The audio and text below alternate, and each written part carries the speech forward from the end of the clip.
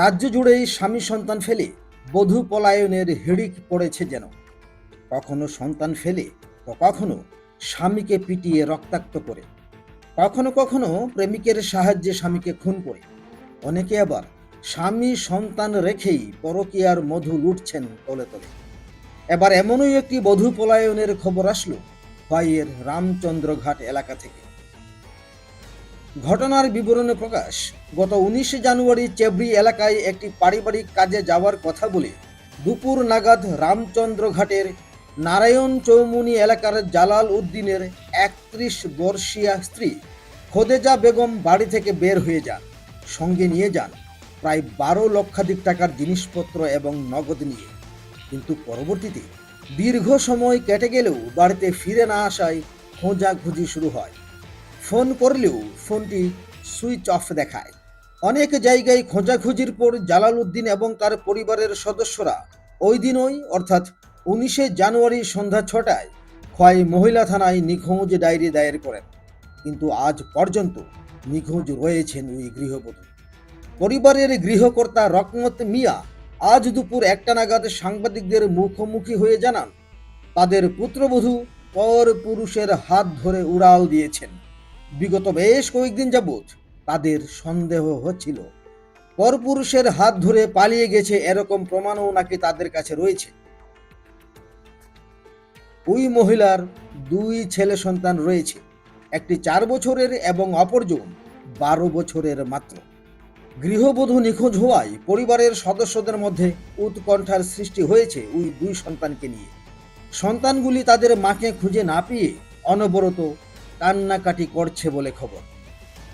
গৃহকর্তা আরও অভিযোগমূলে জানান, খোয়াই মহিলা থানায় ঘটনাটি তৎক্ষণাৎ জানানোর পরেও এতদিন কেটে গেল, কিন্তু তদন্ত কতটুকু এগিয়েছে তার বিষয়ে তারা জানতে পারছেন না।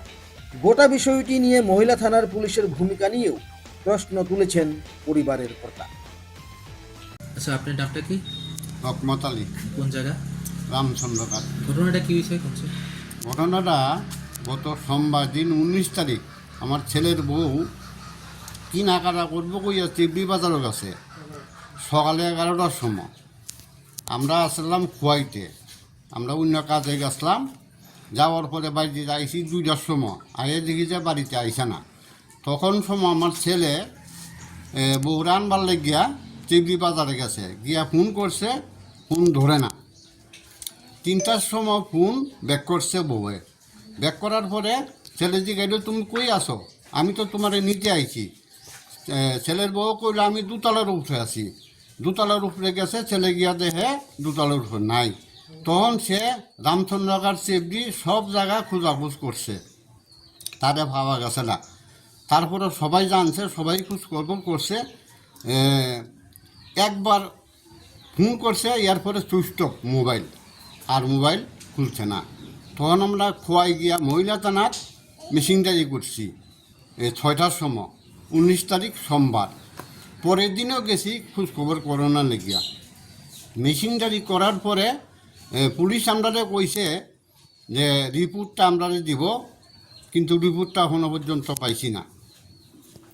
আর আমার ঘর থেকে যাওয়ার সময় স্বর্ণ লঙ্কা মিলাইয়া ক্যাশ টাকা 10 থেকে 12,000 টাকা, 10 থেকে 12 লাখ টাকার মাল নিয়ে গেছে। তার ডকুমেন্ট লয়ে গেছে, ব্যাংকের বই লয়ে গেছে।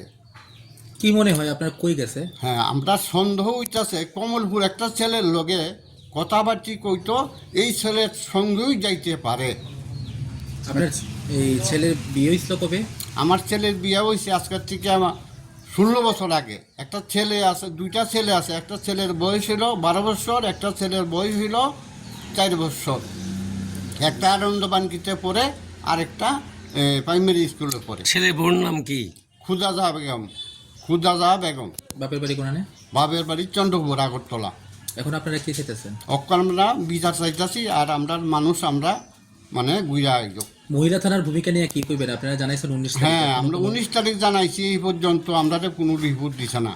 আমরা রিপোর্ট চাইতেছি। আমরা রিপোর্টটা পাইলে আমরা নিজেও খোঁজ করবো, তারাও যাতে খোঁজ করে আমরা মানুষটারে ব্যাক করে দেয়। লাস্ট পর্যন্ত মহিলা থানা কি কইছে?